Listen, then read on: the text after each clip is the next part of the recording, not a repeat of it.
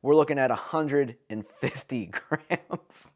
That's just insane. 5.3 ounces. 2 USB-C ports. You got 4 LED indicators. It's just so freaking tiny. I mean, it really pairs well with your phone. Like in your pocket, you don't even notice this thing.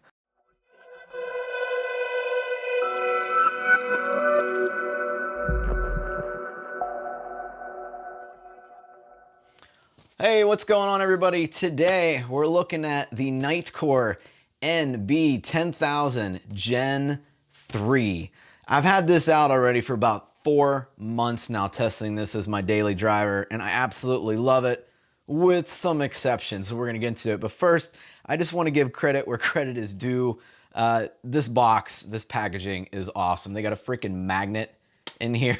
It just shows that NITECORE really cares about their packaging, and they did a good job with it. By the way, I should say that NITECORE did send me this product free of charge to take a look at, but I've been using their stuff for years now, never had a problem with them. So we're gonna take a look at this guy. This is the Generation 3. This was the Generation 2. We're gonna compare this guy in just a second here. So this is $64 up front. It is very costly for what it is. This is a 10,000 milliamp battery bank, and at $64 you might be thinking to yourself, well, that's just insane. Why would anybody want this when you can get another one for like, 20, 25 bucks? Well, let me tell you, this is targeted toward a specific audience, right? And that audience is going to be your lightweight or even ultralight backpackers. And that's where this thing shines. Just let me put it on the scale for you guys before we go any further with this. This thing's insane. What do you guys think this weighs? Leave a message down in the comments if you've never seen this. So in grams, right? We're looking at 150 grams. That's just insane. 5.3 ounces. And actually, I'm curious, did they lighten it up? Because yeah, by a half of an ounce. Wow, and 1 gram. 1 gram, they lightened it up by a gram. All right, that's awesome. But anyway, I got this specifically for my ultralight backpacking trips. This should charge my phone, my Pixel 8 Pro, one time fully, and that's about it. Now, I would not use this as a daily driver by any means based on the price, but it's just so freaking tiny. I mean, it really pairs well with your phone. Like in your pocket, you don't even notice this thing, which is why it's so appealing to me. Volume in my backpack is a premium, and I try to go as light as possible while still being safe. And this checks all the boxes for me. Now, there's a couple things on my wish list, but let's just get back into the packaging real quick. So in here, you also have the warranty card. Not sure really anybody cares about that one, but because you can do that online. You got the instruction book, which you can download for free on the NITECORE website. So I'm not going to go through all of this, but we'll give you a basic rundown on all the features of this guy because it's really neat. But additionally, they also give you a USB-C to USB-A adapter because this thing only has USB-C ports, which I've converted away from USB-A, so this isn't a big deal.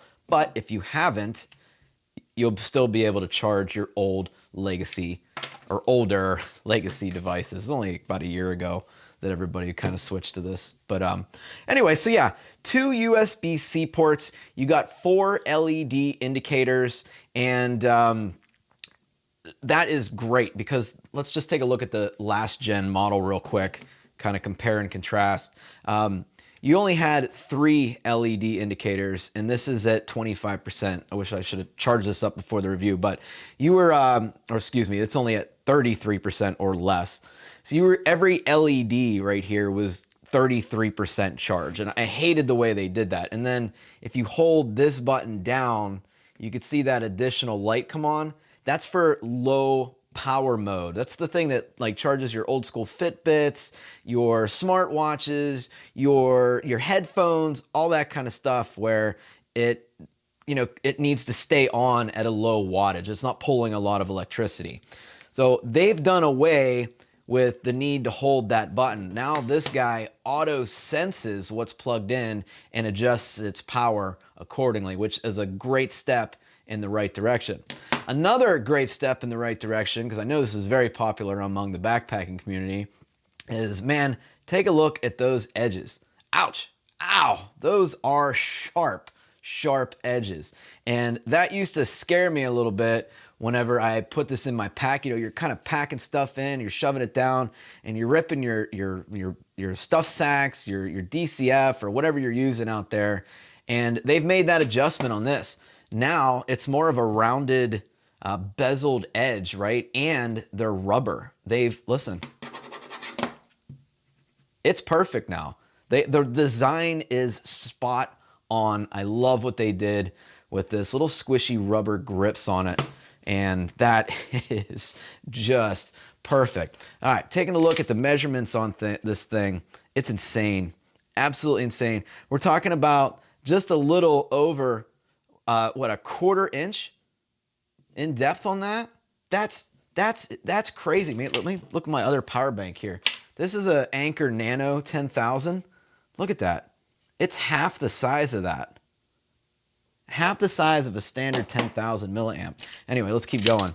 So this, we're looking at 4 3/4 inches in length, and the width just a tad over 2 1/4 inches. So perfect battery bank size. Like I said, having this in your pocket is very, very comfortable, just like that, you know? So it also features something else that's pretty cool, especially for you backpackers out there. This is IPX5 certified. And what does that mean? That means you can potentially shoot water jets at this for a sustained amount of time of what, like 5 minutes, 15 minutes, something like that. I wouldn't want to do that, but that's just saying though, if you have this out and you're like, you need to run your headlamp off of this, you can run your headlamp in the rain without really having to worry about, you know, water getting in and damaging this, as it is very, very water resistant. So now that you think that this is probably the perfect power bank for you, let me get into kind of my gripes about this. Let me set up my wall outlet here to charge this thing, and I'll show you what I'm talking about. Now this thing I think is at 100%, so we might not get a good reading on this, but I feel like power banks these days should be about 30 watts. They give you about 2-hour charge time. Unfortunately, on this guy, we're looking at, I think, 18 watts input on here. I just want to see what we get up to. I know this thing is like fully charged, but let's see what we get up to. We're talking, yeah, 18 watt input, right? And it's charging right now. So that's not very fast. That's not very fast at all.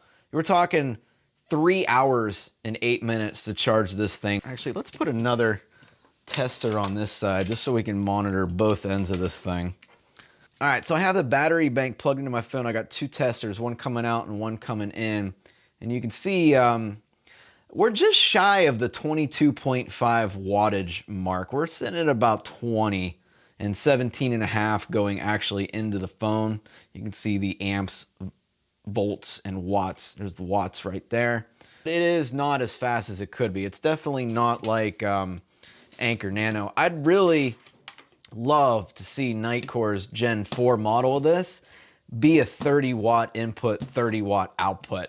You know, even if we're losing some battery capacity at some point, if they're marketing this toward travelers, especially backpackers, we want to get into a place, charge up the battery bank, and then get back on trail. At least that's what I'd like to do. I don't know. So maybe have a, I don't know, and I don't know if the 20,000 milliamp is any quicker. I got to do some research on that. Maybe reach out and we'll do another review on this. But this is great for me at this time because I'm not doing any long hikes at this point. All I'm doing is I'm charging at home, going out for 3 days, and I'm using this while on the trail coming back, and then I'm charging this up the next time I go back. So with that being said, you know, the 3-hour charge time hurts, but not the way I'm using it. But I think they could get better if they do increase, you know, give it 30 watts. Just give it 30 watts, please. That'd be so awesome. You know, there's one thing I didn't try yet. I want to see if this battery bank has pass-through. So let's charge the device right here. And then let's also run another cable to my phone to see if it charges that as well. So we'll be able to tell that really quickly if both of these guys light up at the same time. Looks promising. we are getting, yeah, I'm charging. Awesome. So we're getting well, it's really slow too though. 5.7 watts in. Are we charging here though? Yes, we are charging here. You can see the lights blinking indicating it's charging. We're getting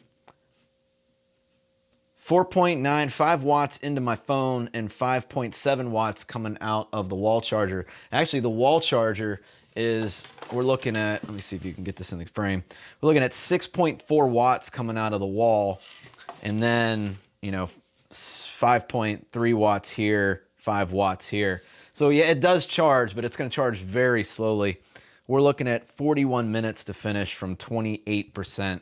That's pretty slow, but you know, it does work. So hey, at least they added that feature. You know what I mean? Pass-through's pretty good. Anyway, I'm Jason with Tech Centered. If you have any questions about the NB10000 Gen 3, let me know down in them comments below. I also have Amazon affiliate links where if you buy the product at no cost to you, you basically give back some monies into the channel, which I'm putting 100% of the money I receive back into the channel to test more products and upgrade gear. Thanks for watching, everybody. Like, share, subscribe, all that jazz, and I'll see you in the next one. Have a great day.